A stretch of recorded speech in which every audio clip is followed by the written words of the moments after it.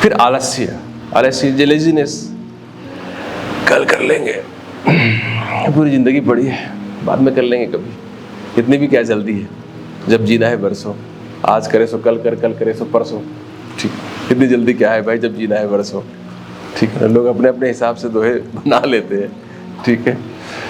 तो ये है लेजीनेस, आलस्यता।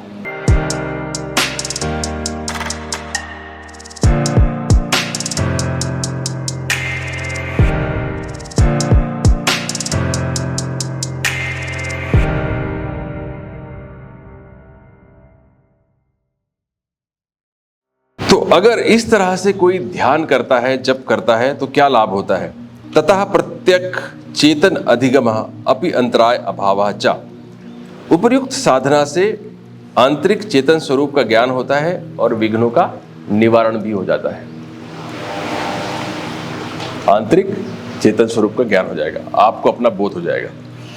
अगर आप निरंतर ध्यान करेंगे, एकाग्र करेंगे एक चीज पे, तो धीरे धीरे करके जो विषय है वो भी लुप्त हो जाता है और दृष्टा रह जाता है, दृष्टा रह जाता है, जो ज्ञाता है वो रह जाता है। आप जब करते जाते हैं तो विषय भी लुप्त हो जाता है। हम पहले ही पढ़ाए हैं, पहले जब हम संप्रज्ञात समाधि के उपायों की चर्चा कर रहे थे तब हमने पढ़ा इसके बारे में। तो ततः प्रत्यक चेतन अधिगमः अपि अंतराय अभावः च। उपर्युक्त साधना से आंतरिक चेतन स्वरूप का ज्ञान होता है और विघ्नों का निवारण भी होता है। तो अब सवाल उठता है मन में कि भाई ये कौन कौन से विघ्न हैं जिनका निवारण हो जाता है ना? सवाल तो ये उठता ही है, विघ्नों का निवारण हो जाता है। क्योंकि देखो, कई बार की हमें लगता है कि ना शॉर्टकट में निपटा देना चाहिए चीज़ों को, बहुत गहरा, बहुत डिटेल में बताने की क्या जरूरत है ना? कम टू द पॉइंट, ऐसा सोचते हैं हम, है ना? ऐसा सोचते हैं, इतना गहरा, इतना डिटेल में बताने की क्या जरूरत है? क्योंकि डिटेल्स आपको पता नहीं रहेंगे तो आप उलझ जाते हैं। जब भी थोड़ा भी व्यवधान आएगा तो आपको पता नहीं चलेगा कि क्या करना है आगे, कैसे निपटे उससे। तो इसलिए डिटेल्स भी बताते चलते हैं पतंजलि मुनि आपको। सूत्रों के रूप में भी डिटेल्स बताया हुआ है, गागर में सागर भरा हुआ है, ठीक है। तो अब आगे जो बता रहे हैं वो बड़ा सुनने योग्य है। व्याधि स्त्यान संशय प्रमाद आलस्य भ्रांति दर्शनम आवृत्ति अलब्ध भूमिकत्व अनअवस्थितम अनअवस्थितत्व चित्त विक्षेपा ते अंतराया। क्या क्या है? विक्षेप, 9 विक्षेप की चर्चा है यहाँ पर। पहला व्याधि, दूसरा स्त्यान, तीसरा संशय, चौथा प्रमाद, पांचवा आलस्य, छठा अवरति, सातवां भ्रांति दर्शन, आठवां अलब्ध भूमिकत्व और 9वां अनवस्थितत्व। ये 9 विक्षेप हैं। एक एक करके हम समझने की कोशिश करते हैं कैसे विक्षेप आते हैं और कैसे साधना में आपको व्यवधान डालते हैं। These are the obstacles, impediments in the path of spirituality, which everybody faces. Whoever treads the path of spirituality is bound to face all these impediments.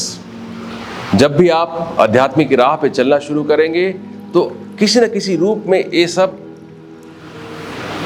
विघ्न आपके मार्ग में बाधा डालेंगे। इसी को आप मेनका और उर्वशी कह लें या किसी भी रूप में कहें, ऐसे ही बहुत सारे विघ्न आते हैं। कहते हैं ना, पहले ज़माने में ये कहा जाता था उर्वशी आके, मेनका आके डिस्टर्ब करते थे साधकों को, है ना। इंद्रदेव बड़े परेशान होते थे, उनका सिंहासन हिलने लगता था तो अपने फोर्स को भेज देते थे, वो स्पेशल टास्क फोर्स को व्यवधान डालने के लिए। बताने के तरीके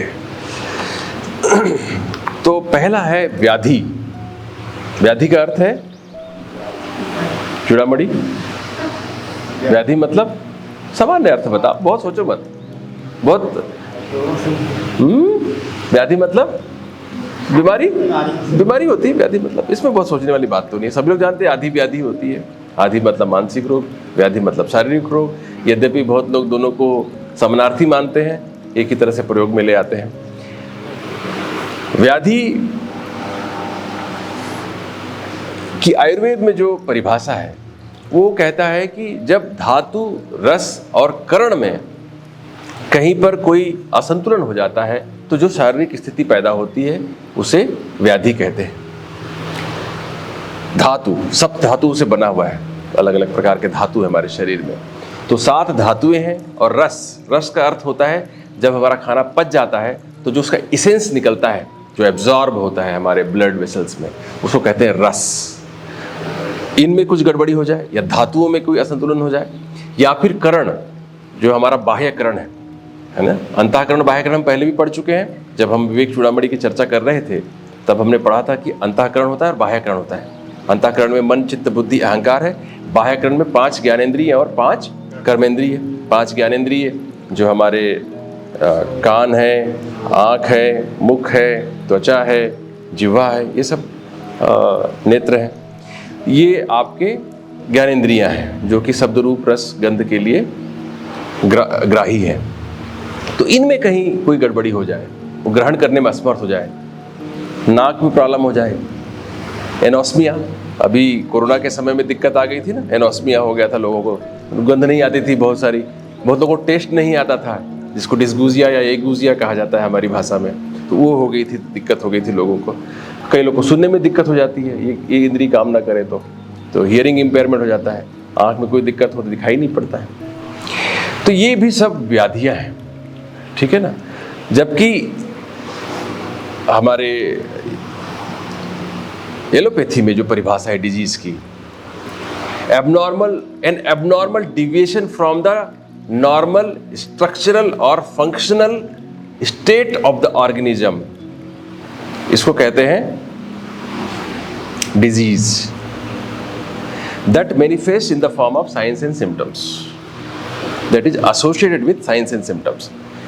An abnormal deviation from the normal structural or functional state of the organism, वो किसी भी चीज़ के लिए, व्यक्ति मात्र के लिए नहीं है, वो किसी पशु के लिए भी हो सकता है, छोटे कीड़े के लिए भी हो सकता है, उसकी बात की, एन ऑर्गेनिज्म वर्ड का यूज किया है इसलिए।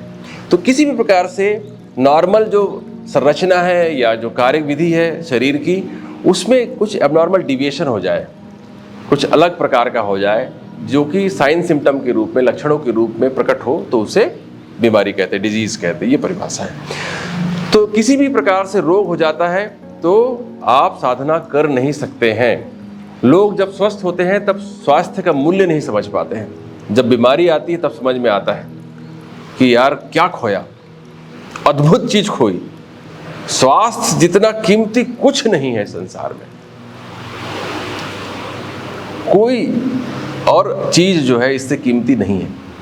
लोग मानसिक स्वास्थ्य ज़्यादा कीमती है, शारीरिक स्वास्थ्य कहते हैं। मैं कहता हूँ दोनों का इक्वल वैल्यू है। शारीरिक स्वास्थ्य ना हो तो मन भी अव्यवस्थित हो जाता है। मन की इतनी शक्ति नहीं है कि शारीरिक अस्वस्थता चल रही हो और संतुलित बना रहे, मन इतना शक्तिशाली नहीं है। सामान्य व्यक्ति का तो कम से कम हिल जाता है वो। तो शरीर का स्वस्थ होना बहुत ज़रूरी है। बहुत बड़ी रुकावट है व्याधि। तो हमेशा इससे क्या सीख मिल रही है? बेसिकली पतंजलि मुनि आपसे कह रहे हैं कि शरीर को स्वस्थ रखने की दिशा में प्रयत्न करते रहिए। शारीरिक स्वास्थ्य के लिए रोज प्रतिदिन योग, प्राणायाम, एक्सरसाइज, जिम करो, जो मर्जी करो, आप करो कुछ ना कुछ। और पतंजलि मुनि आपसे कह रहे हैं कि आप मन को भी स्वस्थ रखने के लिए प्रयत्न करिए। मन को स्वस्थ कैसे रख सकते हैं? अच्छी चीजें देखे सुने, है ना। शांति पाठ, उपनिषदों में ना शांति पाठ में बड़ा, शुरुआत में शांति पाठ होता है हर अध्याय के, उसमें ओम भद्रम कर्णे भी शूर्णियाम देवा, ऐसा पढ़ते। चूड़ामणि जी को पूरा याद होगा, मुझे तो याद भी नहीं है।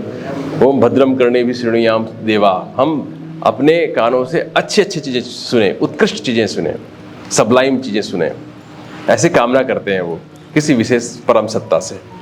हम भद्रम कर्णे, ओम का मतलब परमात्मा का वाचक है, हमने पढ़ ली जान लिया, तो परमात्मा से बेसिकली प्रार्थना की जा रही है, ठीक है ना।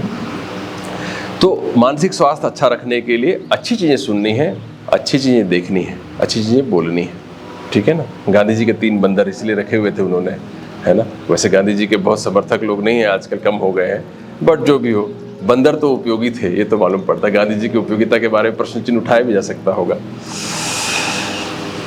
स्त्यान, दूसरा व्यवधान है स्त्यान। स्त्यान शायद उसी धातु से बना हुआ है जिससे स्थौल्य बना हुआ है, स्थूलता। ओबेसिटी के लिए स्थौल्य शब्द का प्रयोग किया जाता है आयुर्वेद में। स्त्यान का अर्थ होता है डलनेस, अकर्मण्यता। आक्रमण्यता। अभी इसमें 2-3 शब्द ऐसे आएंगे जो ऑलमोस्ट पर्यायवाची जैसे लगते हैं, बहुत बारीक अंतर है उनमें, जैसे प्रमाद है, आलस्य है, ये सब चीज़ें एक जैसे मालूम पड़ती हैं सारी की सारी, थोड़ा थोड़ा ही अंतर है, बहुत गहराई में नहीं जाते उनके, मोटा मोटा समझे कि डलनेस रहती है, आपको कुछ करने की इच्छा नहीं हो रही, समझ आक्रमण्यता रहती है, ठीक है। तीसरा है संशय, फिर आपको डाउट होता रहता है कि whether I am trading the right path, सही पाथ पे चल रहा हूँ कि नहीं चल रहा हूँ, डाउट हो जाता है आपको, बार बार अपने आप पे डाउट होने लगता है ना, इसको कहते हैं संशय। तीसरा है प्रमाद। प्रमाद के लिए सीधा सीधा हिंदी में शब्द कहा जा सकता है लापरवाही, नेग्लिजेंस, केयरलेसनेस। आप केयरफुल नहीं हैं अपने साधना के प्रति, है ना, जैसा मन चाहा वैसा कर लिए, कभी नहीं कर लिए, तो ये केयरलेसनेस है ना, डिसिप्लिन्ड नहीं है आप बेसिकली।